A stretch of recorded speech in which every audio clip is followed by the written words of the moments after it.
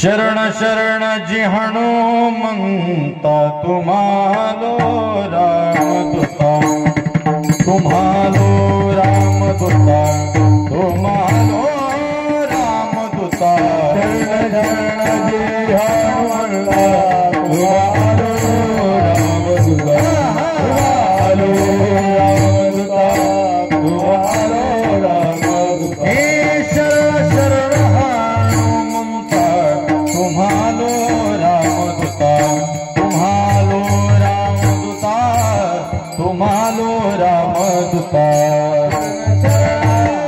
हनुमंता तुम्हालो रामदूता तुम्हालो रामदूता तुम्हालो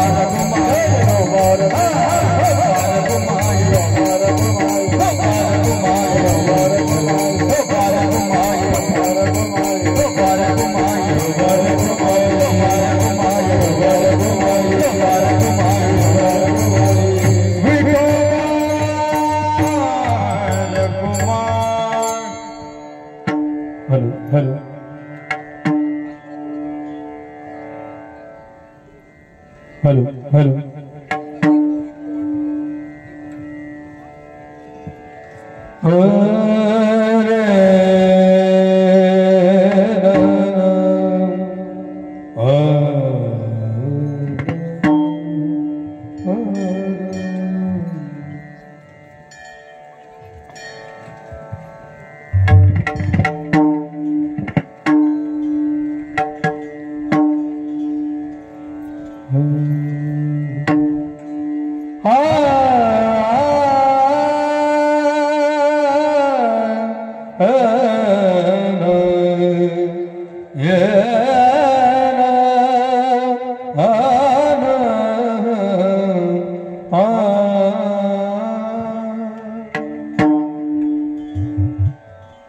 शरण शरण जी हनुमंता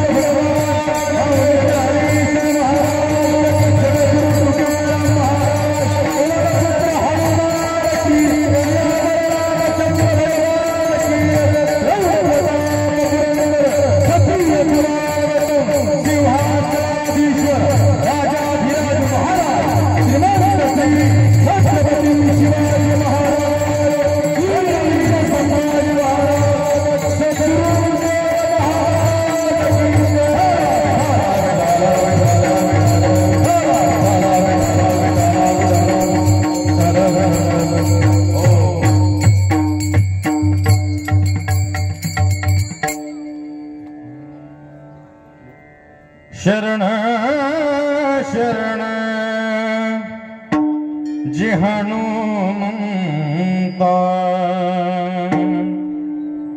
तुम्हारो राम दूता काय भक्तीच्या त्या वाटा मज दावा सुबटा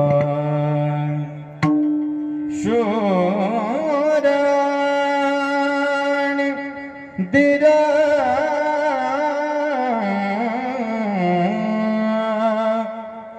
स्वामी काजी तो सादर काय भक्तीच्या त्या वाटा मज दावा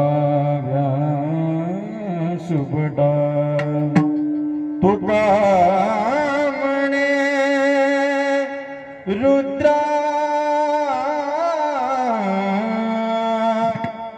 धन्यंजनीची कुमरा काय भक्तीच्या थबाटा मज दावा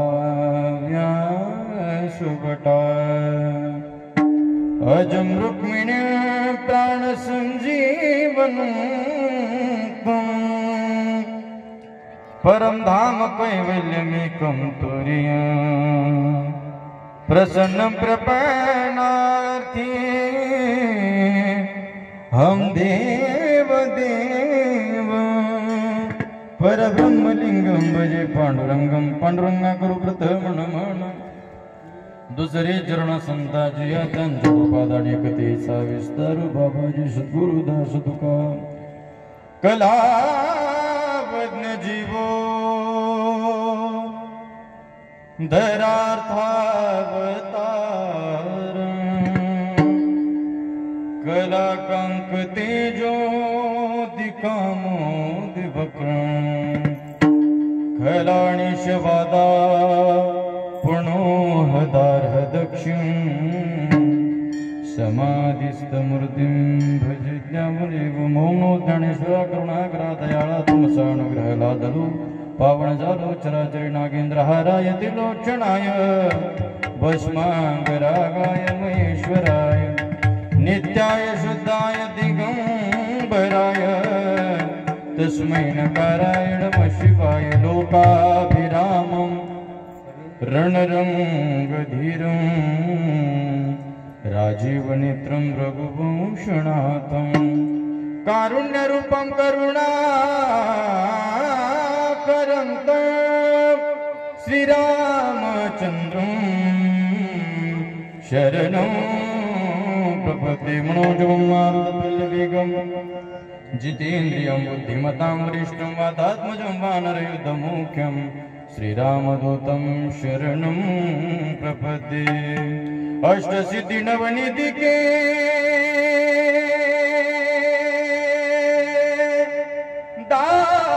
दाता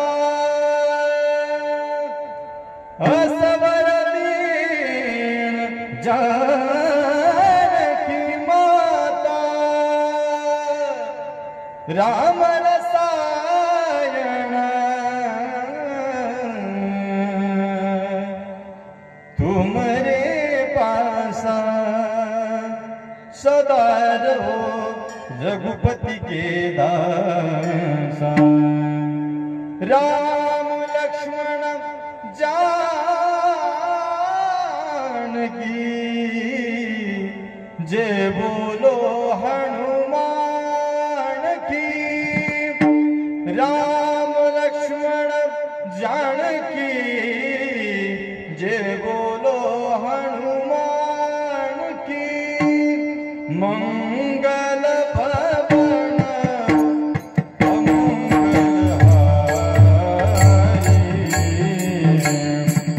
प्रभु सुदशरथ अजर बिहारी श्री राम जय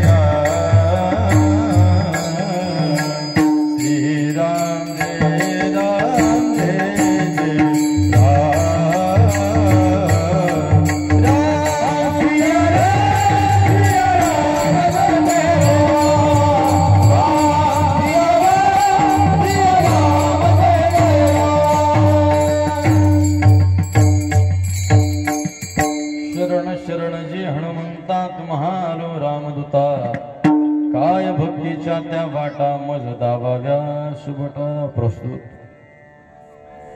प्राप्त प्रसंगी प्राप्त स्थळी संप्राप्त वेळी कीर्तन रूपी सेवे करता निवडलेला अभंग घेतलेला अभंग महान भगवत भक्त देहूचे सुप्रसिद्ध साधू संत वैराग्याचे मुकुटमणी हिंदवी स्वराज्य संस्थापक राजाधिराज छत्रपती शिवाजी महाराजांचे धर्मगुरु अखिल विश्वाला सुशोभित करणारे जगद्गुरु वारकरी संप्रदायाचा पताका ज्यांनी अशा दिव्य स्थानी रोवला की जोपर्यंत चंद्र सूर्य आहे तोपर्यंत नोहे नोहे महाराज, जोपर्यंत वारकरी संप्रदाय आहे तोपर्यंत हा झेंडा मोठ्या दिमाखानं झळकत राहणार आहे. असा ज्यांचा अधिकार आहे ते वैराग्य तत्व, वैराग्य शिरोमणी, विश्वभूषण, महाराष्ट्र भूषण, हरिभक्त परायण जगद्गुरुजी तुकोबा यांचा 4 चरणांचा अभंग. आणि जगद्गुरु तुकोबा या अभंगामध्ये आज ज्या संतांचा जन्म आहे, संत म्हणजे मारुतीराय सुद्धा कोण होते? संत होते दादांनो. आज ज्या भगवंताचा जन्म आहे, आज ज्या संतांचा जन्म आहे, त्या संतांना जगद्गुरु तुकोबाराय शरण गेलेत महाराज. आणि महाराज म्हणतात शरण शरण जी. जी शब्द कधी वापरला जातो बाबा? कधी एखादा अधिकारी पुरुष असला तर जी शब्द वापरला जातो, नाहीतर जी वापरला जात नाही. त्याचा तो श्रीमंत किती असू द्या, श्रीमंतीला उपयोग नाही. त्याचा दर्जा किती मोठा आहे, त्याची लेवल किती मोठी आहे, तो मनाने किती श्रीमंत आहे, याच्यावरती त्याची जी ठरते महाराज. आणि म्हणून जगद्गुरु तुकोबराय एकदा नाही तर 2दा म्हणतात शरण शरण जी. जी म्हणजे अधिकार तेवढा आहे महाराज. हनुमंता तुम्हा आलो रामदूता. रामाच्या सेवका, रामाच्या दासा, रामाच्या सेवका, मी तुम्हाला काय आलोय? शरण आलोय. तुम्हा आलो रामदूता. काय शरण आले महाराज जगद्गुरु तुकोबाराय? त्याच्या मागे काहीतरी कारण असेल ना. जगद्गुरु तुकोबाराय भगवान हनुमंतरायांना शरण जात, याच्या मागचं कारण असे महाराज. तुम्ही म्हणताल जगद्गुरु तुकोबाराय हनुमंतरायांना घाबरले. काय म्हणशाल? तुकोबाराय हनुमंतरायाला घाबरले नाही महाराज. तुकोबाराय हनुमंताला घाबरले नाही, हनुमंतरायांना घाबरले नाही. जगद्गुरु तुकोबारायांचा अधिकार जर आपण बघितला तर जगद्गुरु तुकोबारायांचा एवढा अधिकार होता, एवढा अधिकार होता. तुकाराम तुकाराम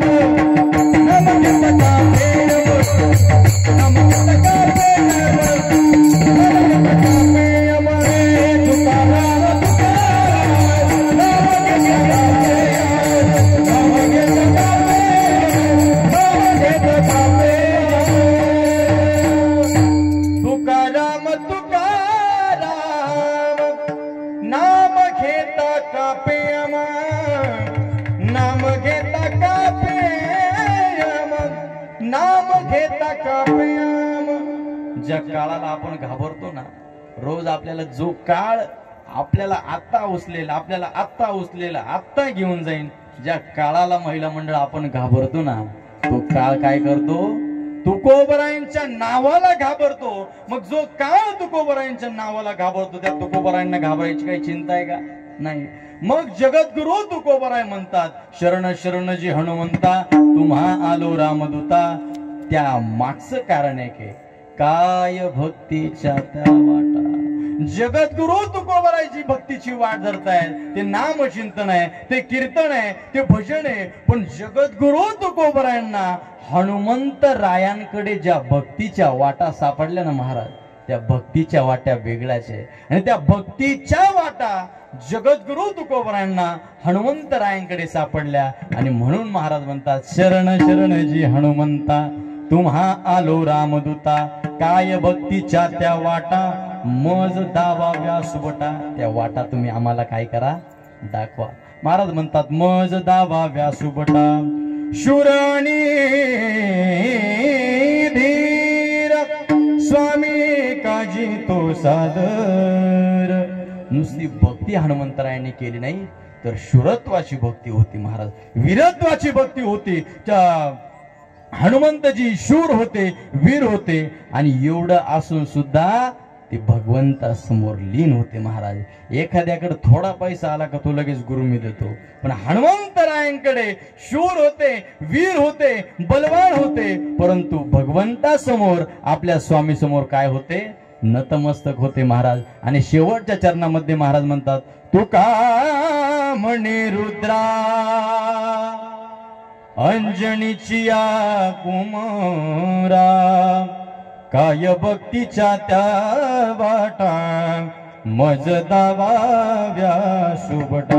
तुका म्हणे रुद्रा. रुद्रा म्हणजे भगवान शिवांचे 11वे रुद्र अवतार. म्हणजे कोण आहे?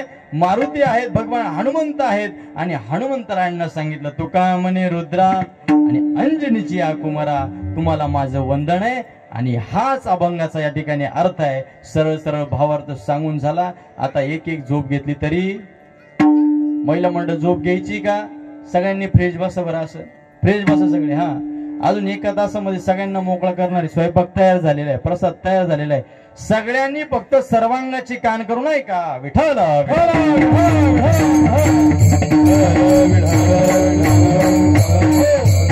निमित्ताने तुम्ही आपण सर्व या ठिकाणी जमलेला आहात. तुम्हाला ज्ञातच आहे, मला देखील माहित आहे, सर्वांना माहित आहे. परंतु वक्त्याचं प्रधान कर्तव्य या नात्यानं या सुंदर अशा या कानेगाव वारीमध्ये, कानेगाव सुंदर या गावामध्ये गेल्या अनेक वर्षांपासून, आठवत सुद्धा नाही एवढ्या वर्षांपासून महाराज सालाबादाप्रमाणे याही वर्षी भगवान हनुमंतरायांचा जन्मोत्सव मोठ्या थाटामध्ये, मोठ्या थाटामाटामध्ये या ठिकाणी या सर्व युवकांनी, या सर्व वयोवृद्ध मंडळींनी, या सर्व माता भगिनींनी एकत्रित येऊन या ठिकाणी सुरुवात केलेली आहे. आणि सुंदर पद्धतीने या ठिकाणी निसर्गाच्या रम्य वातावरणामध्ये हे सुंदर या ठिकाणी कीर्तन चालू आहे. आणि आज हनुमंतरायांचा काय आहे? जन्मोत्सव आहे. काय? जन्मोत्सव आहे. आणि या कीर्तन रूपी सेवी करता, कीर्तन झाल्यानंतर अन्नदान सेवी करता ज्या ज्या भाविक भक्तांनी या ठिकाणी दान दिलेलं आहे, ते विशेष करून आजचे अन्नदाते श्री अमोल भाऊ अशोकराव भाकरे पाटील यांच्याकरता एकदा टाळी वाजवा बरं का. आमचे गुरुजी शिकवायचे, येथे एक शीत दिदले अन्न, होय कोटी कुळाचे उद्धरण, कोटी याग केले पूर्ण, हे महिमान अन्नदानाचे. कोटी यज्ञाचं पुण्य कुठे मिळतं? अन्नदानात मिळतं महाराज. म्हणून यांना मनापासून धन्यवाद देतो. तसं समस्त ग्रामस्थ, कानेगाव मधले सर्व पंचक्रोशी मधली भजनी मंडळी, सर्व ग्रामस्थ, सर्वांना मनापासून धन्यवाद. त्याच पद्धतीनं या कार्यक्रमासाठी विशेष ज्यांचं सहकार्य आहे ते आमचे संदीप भाऊ वाळुंज असतील. संदीप भाऊ करता सुद्धा एकदा टाळी वाजवा. संदीप भाऊंचे सुद्धा सहकार्य खूप मोठं आहे. आणि विशेष करून ही कीर्तन रूपी सेवा करण्याकरता ज्यांनी मला या ठिकाणी आमंत्रित केलं, आपल्या सर्वच गावात या ठिकाणी आमच्यावरती प्रेम जडलेलं आहे. परंतु विशेष करून आमचे भाकरे नाना असतील, त्याच पद्धतीने आमचे संदीप काका असतील. आणि या कीर्तन रूपी सेवेकरता जर महाराष्ट्रातील ही ख्यातनाम मंडळी नसली, फक्त मी एकटाच असलो तर कीर्तन होऊ शकत नाही महाराज. याकरता ही सर्व कलाकार मंडळी, ही सर्व महाराज मंडळी उपस्थित आहे आणि सर्वांच्या चरणावरती नतमस्तक होतो. या बाजूला महाराष्ट्रातील ख्यातनाम गायनाचार्य, सुंदर ज्यांचा आवाज आहे, महाराष्ट्रभर ज्यांची प्रसिद्धी आहे, महाराष्ट्रभर ज्यांचं नाव गाजलेलं आहे, हरिभक्तपरायण आमचे अरुण भैयाजी पगारे, महाराजांनाही माझं वंदन. त्याच पद्धतीनं आमचे या ठिकाणी नाना उभे आहेत, भाकरे नाना, नानांनाही माझं वंदन. त्याच पद्धतीने सर्व गावातील भजनी मंडळी असतील, गावातलेच दादा, हा, गावातील सर्व भजनी मंडळी, महाराज आहेत, सर्वांना मनापासून धन्यवाद. या ठिकाणी आमचे काका आहेत, भाकरे काका, काकांना माझं दंडवत. त्याच पद्धतीने या बाजूला आमचे वडील आहेत, वडिलांना माझं दंडवत. आणि महाराष्ट्रातील ही जोडी खूप प्रसिद्ध आहे बरं का. हा, ही जोडी जिथं आहे ना तिथं कार्यक्रमाचा विषयच नाही. आमचे हा लकारे बाबा, लकारे बाबांना मनापासून धन्यवाद. सर्व तरुण मंडळी जे आहे सर्वांना मनापासून धन्यवाद. आलेल्या माता भगिनी सर्वांना मनापासून धन्यवाद. आणि माझा बसलेला आवाज आज काला करून आलोय बाबा बरं का. आज माझा बसलेला आवाज तुमच्यापर्यंत सुंदर या ठिकाणी पोहोचवतायत. दादांना मनापासून धन्यवाद. सर्व तरुण मंडळींना मनापासून धन्यवाद. सर्वांना मनापासून धन्यवाद. सेवेला सुरुवात. विठ्ठल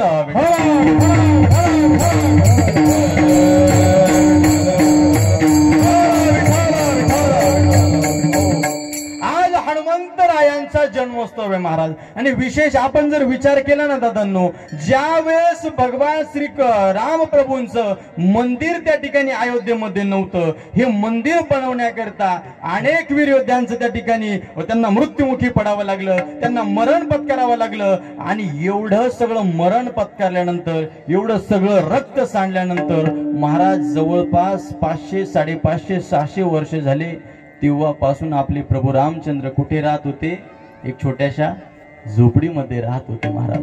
आणि आपले प्रभू रामचंद्र एवढ्या 500, 600 वर्षांनंतर आज तो दिवस आहे महाराज. हे ते वर्ष आहे की 22 जानेवारीच्या दिवशी प्रभू रामचंद्र कुठे आले?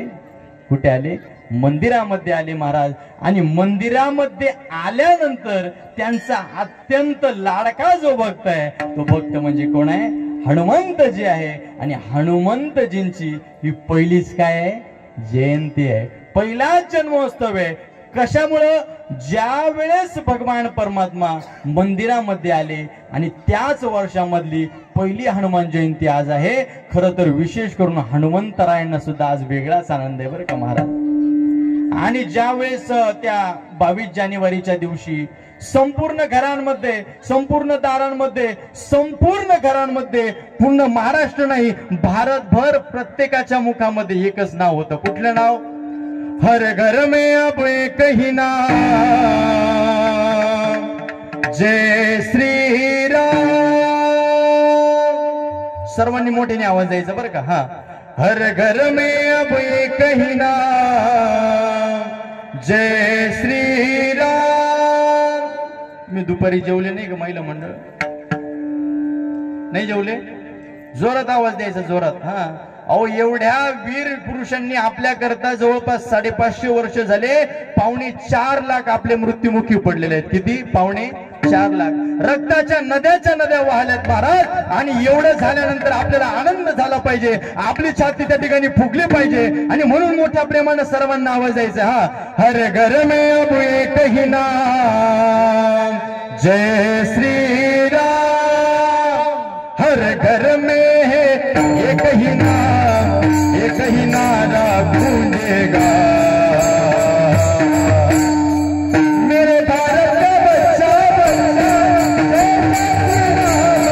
मेरे भारत का बच्चा बच्चा बोले. मेरे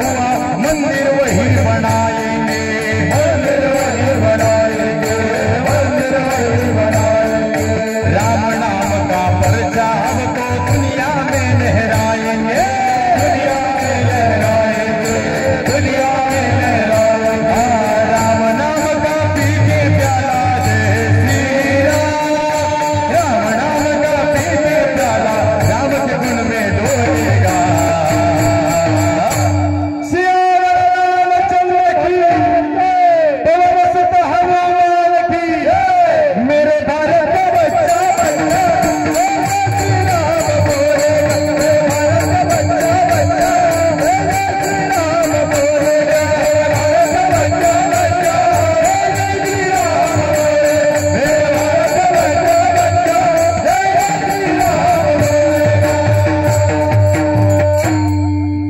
जानेवारीला असं वातावरण पेटलं होतं महाराज. कुठेही कीर्तन असू द्या, कीर्तनाला नुसती गर्दीच गर्दी महाराज. आणि प्रत्येक युवकाच्या मुखातून एकच नाव येत होतं, जय श्रीराम, जय श्रीराम, जय जय श्रीराम, जय श्रीराम। हर घर में अब एक ही नारा गूंजेगा,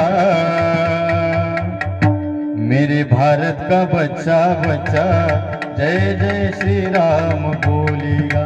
प्रत्येक हिंदूच्या मुखामधून एकच नाव येत होतं, कुठलं? जय श्रीराम, जय श्रीराम, जय श्रीराम। आणि आपल्याला एवढा आनंद झालता महाराज, आणि भगवान श्री रामचंद्र प्रभूंचा अत्यंत जवळचा भक्त, तो भक्त म्हणजे नुसता भक्त नाही, नुसता दास नाही, तर एवढा भक्त तो होता, एवढी भक्ती त्याची होती, एवढा दास तो होता महाराज। बघा, हनुमंतरायांची भक्ती जर आपण बघितली ना, हनुमंतरायांच्या भक्ती पुढे तुकोबरायांनी सुद्धा काय केलं? काय केलं? शरणागती प्राप्त केली महाराज। मग जगद्गुरु तुकोबरायांची भक्ती कमी होती का? नाही नाही नाही नाही, जगद्गुरु तुकोबरायांची भक्ती एवढी होती, एवढी भक्ती होती, यंत्र थराथरा कापत होते, परंतु जगाचा मालक, विश्वाचा मालक, हे विश्व ज्याच्या ताब्यात आहे, ज्याच्याकडे करतुम अकर्तुम अन्यथा करतुम या शक्ती आहेत, या विश्वाचा जो जनिता आहे ना दादांनो, तो विश्वाचा जनिता भगवान परमात्मा जगद्गुरु तुकोबरायांची काम करायचा। मला सांगा, जगद्गुरु तुकोबरायांची भक्ती कशी असेल महाराज? कशी असेल? जर जगद्गुरु तुकोबरायांच्या जीवनामधला एकही प्रसंग आपण अनुभवला किंवा त्या वाटेवर चाललो, आपण आपल्या जीवनाची वाट जगद्गुरु तुकोबराय धरली पाहिजे महाराज। जगण्याचा पाया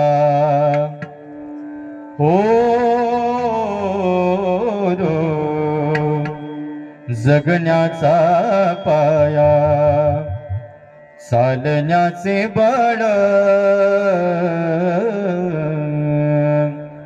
जगण्याचा पाया, चालण्याचे बळ, विचारांची कळ,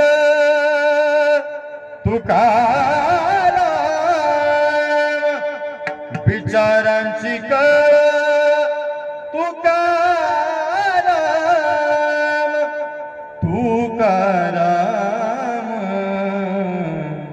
जगण्याचा पाया, चालण्याचे बळ, जगण्याचा पाया।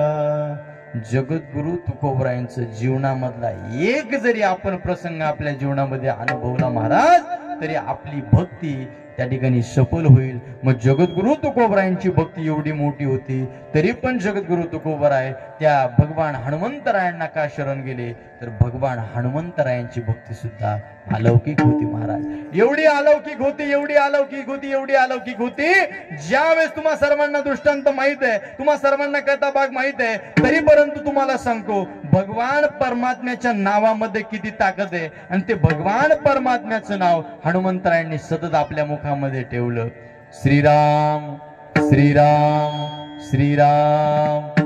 आता बघा बर का, सर्वांनी लक्ष देऊन ऐका। ज्यावेळेस सीता मातेच्या शोधाकरता भगवान प्रभू रामचंद्र, लक्ष्मण भैया, हनुमानजी लंकेच्या दिशेने निघाले, लंकेच्या दिशेने निघाल्यानंतर त्या ठिकाणी हळूहळू हळूहळू लंकेच्या दिशेने निघाले, आणि आतमध्ये समुद्र लागला बर का। सर्वांचं लक्ष इकडे आहे ना, प्रश्न विचारणारे बर का, हा, सर्वांनी लक्ष इकडे द्या। आतमध्ये समुद्र लागला महिला मंडळ। आता समुद्र लागल्यानंतर समुद्र ओलांडून जाण्याची ताकद फक्त एकाच वीरपुत्रामध्ये होती। ते वीरपुत्र कोण? हनुमानजी। एकदा की जय श्रीराम म्हटलं, उड्डाण केलं का डायरेक्ट कुठं पोचायचे?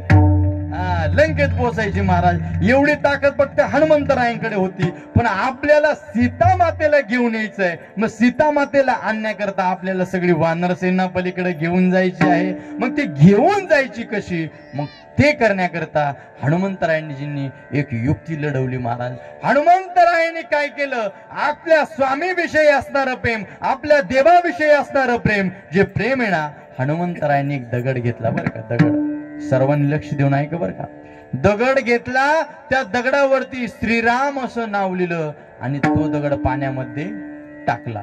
आता मला सांगा महिला मंडळ, कानेगावची महिला मंडळ, मला सांगा, एकदा दगड पाण्यामध्ये टाकला, तो पाण्यामध्ये दगड बुडतो का तरतो? काय होतं? आपण पाण्यात दगड टाकला, काय होतं? बुडतो. आता हनुमंतजींनी दगड पाण्यामध्ये टाकला, त्याच्यावरती भगवान परमात्म्याचं नाव आहे. दगड पाण्यामध्ये टाकला. आता दगड पाण्यामध्ये बुडायला पाहिजे की तळायला पाहिजे? तळायला पाहिजे. बरोबर बरं का, मुलांचं लक्ष आहे, हुशार मुलं आहे. दगड पाण्यावरती काय झाला? तरंगला. आता बघा हळूहळू हळूहळू सेतूचं काम चालू झालं. देवाला चिंता पडली, म्हटले माझ्या नावामध्ये एवढी ताकद आहे आणि मी स्वतः जर गेलो तर विषयच राहणार नाही म्हटलं. मग रात्रीच्या वेळी भगवान प्रभू रामचंद्र कुटियाच्या बाहेर आले, त्या तंबूच्या बाहेर आले, एकटेच समुद्रावरती गेले. समुद्रावरती गेले, एक दगड उचलला, त्याच्यावरती नाव वगैरे काही लिहिलं नाही. आता देवाला वाटलं माझ्या नावानं जर दगड तरतात तर मी स्वतः माझ्या हाताने जर दगड टाकले तर का तरू शकत नाही दादा? माझ्या नावानं जर दगड तरतात तर मी स्वतः हाताने माझ्या दगड टाकले तर का तरू शकत नाही? जगाच्या मालकाने एक दगड घेतला, तो दगड घेतला, पाण्यामध्ये टाकला. आता पाण्यामध्ये बाबा तो दगड पडला. पाण्यामध्ये तो दगड बुडायला पाहिजे का वर तरंगायला पाहिजे? तरंगायला पाहिजे ना भैया, बरोबर ना? आता हनुमंतरायाने पाण्यामध्ये दगड टाकला, पाण्यावरती दगड काय झाला? तरंगला. आता ज्याचं नाव लिहिलं होतं तिने दगड पाण्यामध्ये टाकला. आता काय व्हायला पाहिजे? तरंगायला पाहिजे ना, बरोबर ना? पण तसं नाही झालं ना, तसं झालंच नाही. झालं असं, जगाच्या मालकानं तो दगड टाकला पाण्यात, पण तो दगड पाण्यामध्ये बुडाला. अरे देव लगेच जिकडे तिकडे बघायला लागले आजूबाजूला. आपल्या व्यवहारातलीच गोष्ट आहे. एखादा माणूस नवीन नवीन बाबा गाडी शिकत असला, सायकल शिकत असला, गाडी शिकत असला, सायकल शिकत असला, सायकलीहून गाडीहून पडला, मला सांगा तो अगोदर त्याला किती लागले हे बघतो का मला कोणी बघितलं नाही हे बघतो? काय अगोदर बघतो? मला कोणी बघितलं? अहो देवाचं तेच झालं ना. देवाचा अपमान झाला. देवानं दगड पाण्यामध्ये टाकला, पाण्यामध्ये दगड बुडाला. देवानं आजूबाजूला बघितलं, अरे कोणी आपल्याला बघतंय का नाही? कोणीच नव्हतं. देवानं पुन्हा एक दगड उचलला, तो पण पाण्यामध्ये टाकला. आता तो दगड सुद्धा पाण्यामध्ये बुडाला. अजून एक दगड घेतला, तो पाण्यामध्ये टाकला, तो पण पाण्यामध्ये बुडाला. तेवढ्यात हनुमानजी तिथं प्रगट झाले प्रभू आणि हसायला लागले बरं का. हनुमंतजीला विचारलं, हनुमंता अरे कधी आलास? त्यावेळेस हनुमंताने सांगितलं, देवा पहिल्याच दगडाला.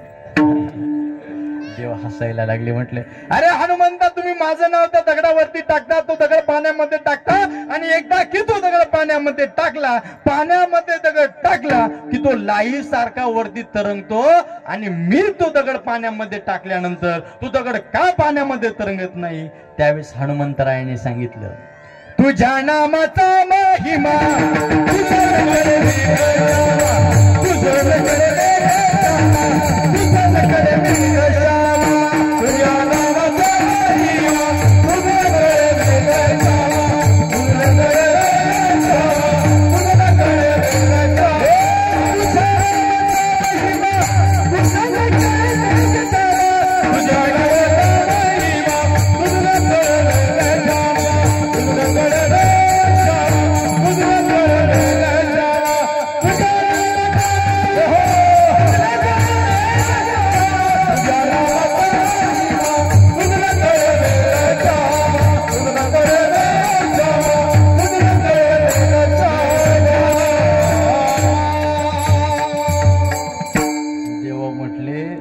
नावामध्ये जी ताकद आहे ना तुला कळू शकत नाही. एका भक्ताचा आपल्या स्वामी विषयी असलेला प्रेम, एका भक्ताचा आपल्या देवाविषयी असलेलं प्रेम, ते प्रेम आम्ही त्याच्यामध्ये ओतलंय आणि म्हणून तो दगड पाण्यामध्ये तरंगला. महाराज एवढी भक्ती हनुमंतरायांची अलौकिक होती महाराज. एवढीच भक्ती नाही तर जगद्गुरु तुकोबराय त्यांना का शरण गेले महाराज? कारण हनुमंतरायांची भक्ती एवढी अलौकिक होती.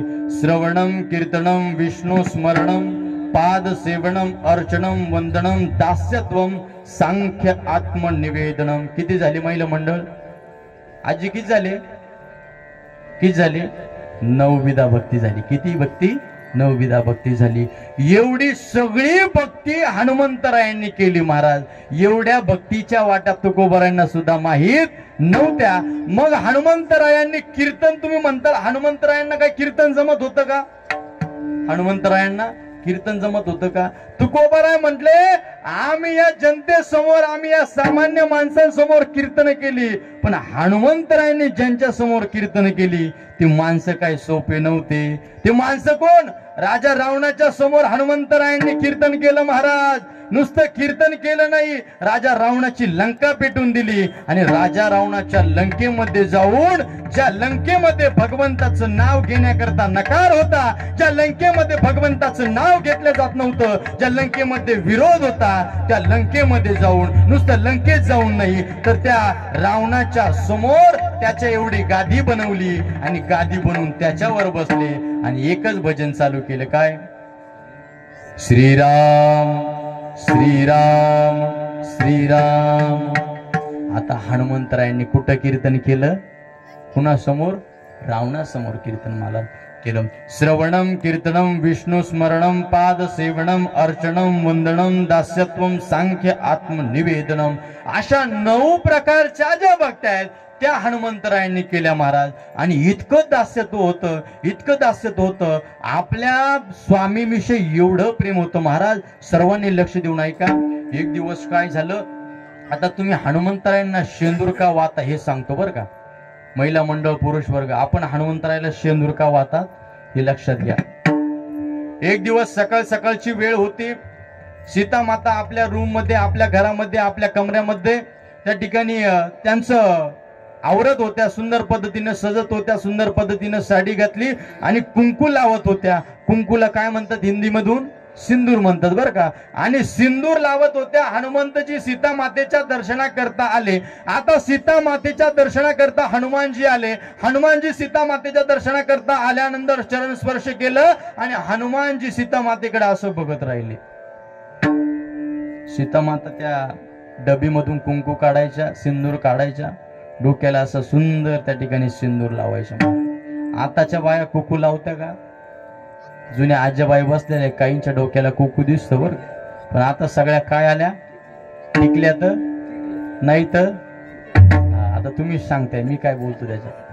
हा, मग पूर्वीच्या काळी असं कपाळ भरून कुंकू असायचं महाराज. आणि आमच्या सीता माता सुंदर असं कपाळ भरून कुंकू लावत होत्या. आणि हे दृश्य बघितलं हनुमंतरायाने. विचारलं, माते हे काय करताय माते? सीता मातेने सांगितलं, हनुमंता तुला नाही कळायचं, राहू दे. विचारलं, माते सांग ना काय करताय माते? त्यावेळी सीता मातेने सांगितलं, हनुमंता अरे आपल्या स्वामीचं आयुष्य वाढावं, आपल्या स्वामीला कुठल्याही प्रकारचं रोग होऊ नये, आपल्या स्वामीचं आयुष्य दीर्घ आयुष्य व्हावं, याकरता हे डोक्याला कुंकू लावावं लागतं. मग हनुमंतरायाजींचं प्रेम एवढं आपल्या स्वामीवरती होतं महाराज. एवढं कुंकू लावल्यानंतर माझ्या स्वामीचं आयुष्य एवढं वाढणार आहे. मग मी जर सगळ्या सांगाला शेंदूर लावला, सगळ्या सांगाला सिंदूर लावलं, सगळ्या सांगाला जर कुंकू लावलं तर माझ्या स्वामींचं किती मोठं आयुष्य वाढेल म्हटले. हनुमानजी लगेच त्यांच्या खोलीमध्ये गेले. सिंदूराची अशी टाकीच बनवली होती महाराज. आणि त्या टाकीमध्ये जसं शेंदूर होतं त्या टाकीत जाऊन बसले. अख्ख्या अंगाला शेंदूर लावून घेतला, अख्ख्या अंगाला शेंदूर लावून घेतला आणि फिरायला लागले महाराज. जे ते बघायचं हसायचं, जे ते बघायचं हसायचं. आणि ही बातमी गेली पुन्हा सीता मातेकडे. सीता मातेकडे गेले. सीता मातेने हनुमानजीला बोलून घेतलं. प्रभू रामचंद्र त्या ठिकाणी आले, सीता माता आले, सगळेजण त्या ठिकाणी जमा झाले. आणि विचारलं, मारुतीराय हे काय केलं? अहो सगळा सिंदूर अंगाला लावून घेतलं, हे काय केलं म्हटले. मारुतीरायाने सांगायला चालू केलं, मी सीता मातेकडे गेलो होतो, मातेचं चरण स्पर्श केलं, माता डोक्याला आपल्या कुंकू लावत होत्या, सेंदूर लावत होत्या. आणि ते बघितलं. मी मातेला विचारलं, माते हे काय? आणि असं विचारल्यानंतर मातेनं मला सांगितलं की हे लावल्यानंतर आपल्या पतीचं, आपल्या स्वामीचं, आपल्या देवाचं आयुष्य दीर्घ आयुष्य होतं आणि त्याकरता मी हे लावतोय. आणि मला असं वाटलं की माझ्या स्वामीचं आयुष्य अखंड कालापर्यंत असंच दीर्घ आयुष्य व्हावं, म्हणून हा शेंदूर मी माझ्या अंगाला लावलाय. आणि त्या दिवशी प्रभू रामचंद्र हनुमानजींना प्रसन्न झाले. आणि प्रसन्न झाल्यानंतर सांगितलं, जो आमच्या हनुमंतरायाला शनिवारच्या दिवशी, जो आमच्या हनुमंतरायाला शनिवारच्या दिवशी त्या ठिकाणी सिंदूर लावेल, ते लावल्यानंतर त्याच्या घरामधल्या ज्या पिढा आहेत ना त्या सर्व पिढा नष्ट होतील आणि त्याच्या घरामध्ये सुख आणि समृद्धी नांदेल. विठ्ठल विठ्ठल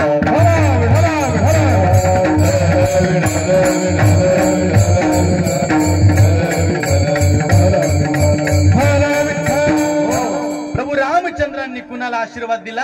आपल्या सर्व जड जीवांना आशीर्वाद दिला की माझ्या भक्ताची जो सेवा करेल त्याला दीर्घ आयुष्य प्राप्त होईल, त्याला कुठल्याही प्रकारचा रोग होणार नाही, त्याच्या घरामध्ये आनंद असाच मावळत राहील महाराज, असाच त्या ठिकाणी तेजानं दिमाकानं झळकत राहील. आणि हे कुणामुळं? तर हनुमंतरायांमुळं. कुणामुळं? हनुमंतरायांमुळं. आणि हनुमंतरायांची भक्तीची एवढी अलग होती महाराज. हे दुःख भंजन मारुती नंदन, हे दुःख भंजन मारुति नंदन, सुन लो मेरी पुकार, सुन लो मेरी पुकार, पवन सुत बिना